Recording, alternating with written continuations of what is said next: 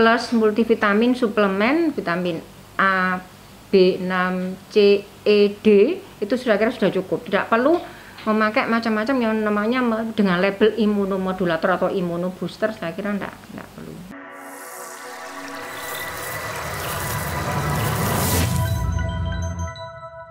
Kita mungkin juga gampang capek ya, kemudian juga lemah ya, lesu, tergantung juga kekurangan vitamin apa, kemudian gampang sakit ya, kemudian juga yang berikutnya adalah mungkin kita juga lambat mungkin ya berpikir juga ya, lambat berpikir karena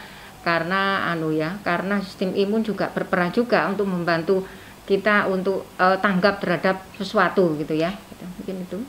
Kalau yang kita kuat ya artinya kita ya berat badan kita terjaga, otomatis kita tidak akan gampang kena sakit, itu yang utama. Kemudian yang berikutnya adalah kalau kita tahu kita lemah itu gampang diare itu juga itu ya.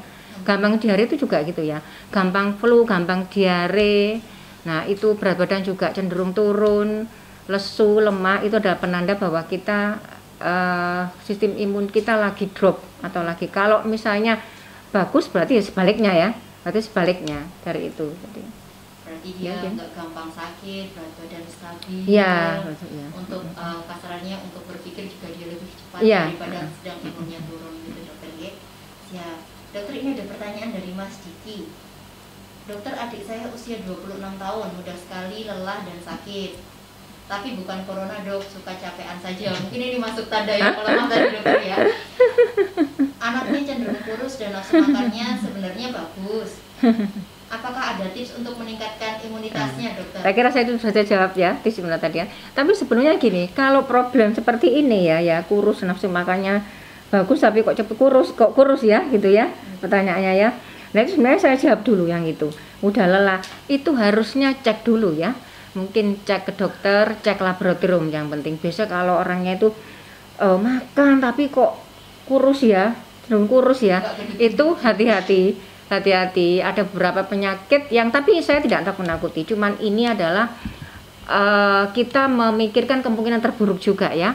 Itu bisa jadi ada gangguan di tiroid ya, hormon tiroid atau hormon gondok. Itu kalau tiroidnya berlebihan maka makan yang kita makan itu akan cepat sekali hilang, dijadikan energi, tidak bisa tersimpan sebagai lemak atau cadangan tubuh ya. Kemudian yang kedua bisa juga adanya gangguan metabolik pada glukosa atau diabetes mellitus juga bisa. Diabetes mellitus yang tipe 1 itu atau secara genetik itu memang juga dia juga makannya tuh baik tapi dia nggak pernah bisa gemuk, itu nggak pernah bisa. Yang ketiga bisa juga satu lagi, tapi ini yang paling ekstrim ya, keganasan. Jadi keganasan itu seringkali tandanya adalah berat badan semakin turun. Dia juga mudah lelah gitu ya. Jadi seperti itu saya kira memang harus, kalau yang ada kasus yang spesial seperti ini harus dicek kadar hormon tiroidnya, harus periksa dulu ke dokter ya. Mana kira-kira kan ada tanda-tandanya. Mana kira-kira yang perlu diperiksa untuk menentukan sebabnya apa. Mungkin itu ya. Siap dokter. Berarti untuk Mas Diki monggo untuk adiknya segera diperiksa. Ya, itu dulu. Kalau itu nanti ternyata enggak apa-apa, baru ya kita lakukan langkah berikutnya apa yang harus dilakukan gitu ya. Agar enggak ketemu masalah aja tapi juga ketemu solusinya untuk. Ya, betul, iya. Siap, dokter. Pertanyaan selanjutnya ada dari Sabrina Andina. Dokter, di masa sekarang orang-orang banyak mengkonsumsi suplemen vitamin. Mungkin niatnya untuk meningkatkan imunitas tadi ya dokter. Apakah tidak berbahaya jika dikonsumsi secara terus-menerus dokter? Khususnya untuk kesehatan ginjal kita. Ya, betul. Begini ya, jadi sebenarnya meningkatkan sistem kekebalan tubuh kita tuh sebenarnya cukup dengan makanan-makanan, minuman dan yang alamiah. Jadi bisa cukup dengan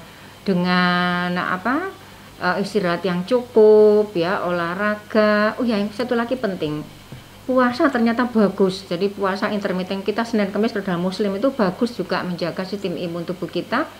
Kemudian kalau misalnya tadi suplemen tadi ya. Jadi kalau kita cukup asupan gizinya itu sebenarnya tidak perlu suplemen ya. Tetapi apabila kita merasa tidak cukup, itu boleh ditambahkan beberapa suplemen. Dalam hal ini adalah beberapa vitamin, trace elemen, mineral ya. Kan itu penting juga untuk sistem imun kita. Vitamin A, vitamin B6, vitamin C, vitamin E, vitamin D, zinc, besi itu juga, iodium itu juga perlu. Jadi kalau emang merasa saya tuh enggak suka sayur ya dok, berarti terpaksa harus pakai suplemen. Diperbolehkan, pasti diperbolehkan, tetapi tetap dalam dosis yang sesuai dengan usia, dengan kebutuhan. Jadi karena kalau orang tua sama anak-anak pasti berbeda dosisnya. Pada orang tua juga sistem ginjalnya itu juga sudah berkurang ya, sistem pencernaan, penyerapan juga sudah berkurang. Pada anak otomatis juga berat badannya juga berbeda dengan dewasa. Kemudian yang kedua diperhatikan adalah selain usia dan dosis juga diperhatikan kesehatan ginjalnya. Kalau orangnya memang sudah bermasalah dengan ginjal, otomatis harus dibatasi, harus konsultasi dulu ke dokter ahli nefrologi di Wafa, ada Dr. Nur Samsu ya. Nah itu harus diperhatikan, harus tanya ke dokter. Tapi kalau ginjalnya bagus, saya kira tidak masalah asalkan dosisnya sesuai dengan anjuran yang ada di leafletnya. Satu lagi perlu diingat, untuk suplemen-suplemen diperhatikan juga kandungannya ya. Ada beberapa kandungan-kandungan tambahan yang namanya preservatif itu justru malah membahayakan. Lihat kandungannya di situ. Kemudian yang kalau sudah ada BPOM saya kira lebih aman ya, lebih aman. Saya kira mungkin itu jawaban saya.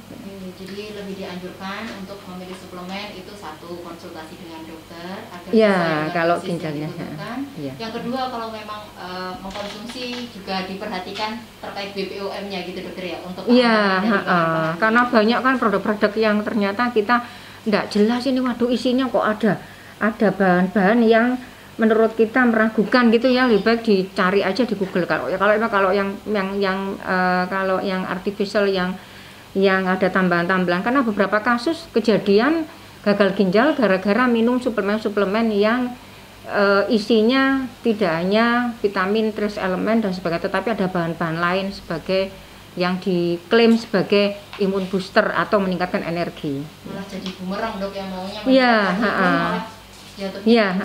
dan jangan lupa juga pasti minumnya juga harus cukup ya. Jadi asupan minumnya juga harus cukup.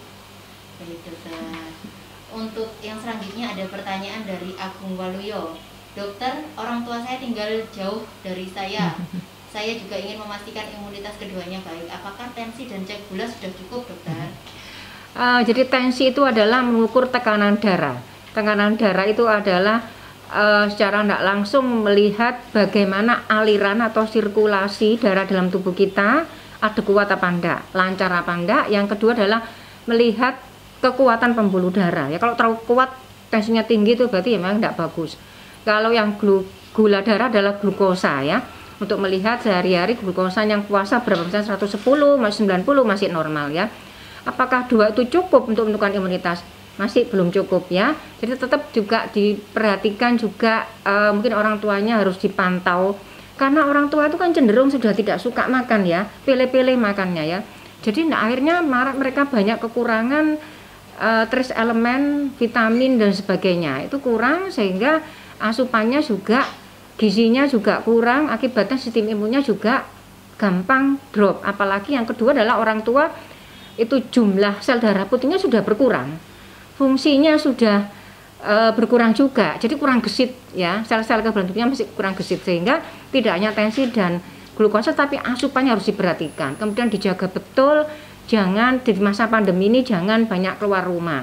Jadi kebersihannya juga harus dijaga, bagaimana mungkin harus dicek sehari mandinya bagaimana, kemudian pakaiannya juga bagaimana, asupan gizinya bagaimana. Jadi itu kemudian ditanya apakah misalnya hari ini kok kurang tidur dan sebagainya, itu harus juga diperhatikan. Jadi sehari-harinya harus dicek juga bagaimana tidurnya, jadi sampai makanan juga bagaimana tidurnya. Kemudian hari ini kok jangan sampai kegiatannya juga terlalu berlebihan supaya tidak capek, cuma gampang lelah, mungkin itu juga ya. Kalau memang ada sampai kejadian misalnya ada demam atau ada flu, segera juga tes laboratorium ya, periksa ke dokter, tes laboratorium. Di situ kan ada namanya pemeriksaan darah lengkap. Pemeriksaan darah lengkap itu di situ ada antara lain adalah secara tidak langsung bisa mengetahui sistem kekebalan tubuh kita lapis pertama. Itu ada neutrofil, ada limfosit atau sel darah putih ya. Itu bisa kelihatan. Kalau kena virus biasanya sel limfositnya atau salah satu jenis sel darah putih itu akan turun. Ya, itu juga perlu juga diperhatikan. Kalau memang ada kejadian sakit atau lesu dan sebagainya, itu perlu juga untuk periksa atau dan cek laboratorium darah lengkap. Ini memang perlu pendeteksian juga untuk menentukan tindak lanjut dari kesehatan orang tuanya dari Mas Agung Waluyo tadi nggih. Ya. Dokter, ini ada pertanyaan dari Instagram Live dari Ibu Rini MNRSH. Assalamualaikum, mohon pencerahannya dokter. Berapa lama konsumsi imunomodulator diperbolehkan untuk anak terutama? Ya, ini tadi seperti saya sampaikan di awal ya, banyak sekali suplemen-suplemen atau herbal ya mengklaim bahwa mampu menjadi modulasi atau pengatur dari sistem tubuh kita. Itu masih kontroversi, apakah betul?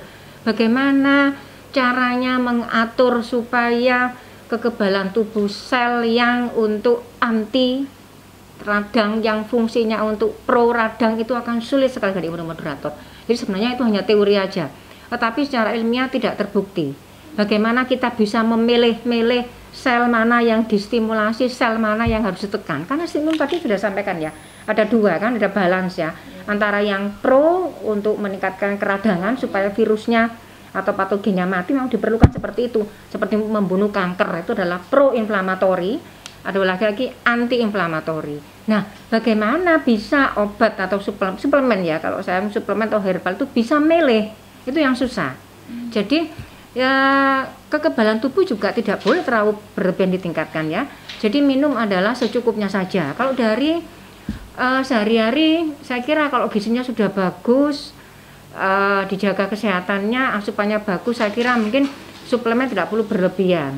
Bolehlah sehari gitu. Kalau saya lebih senang memberikan itu pada saat dia memang sedang kondisinya drop ya, pada saat sakit. Kalau tiap hari di masa pandemi ini pun juga saya tidak terlalu recommended untuk yang namanya imunomodulator.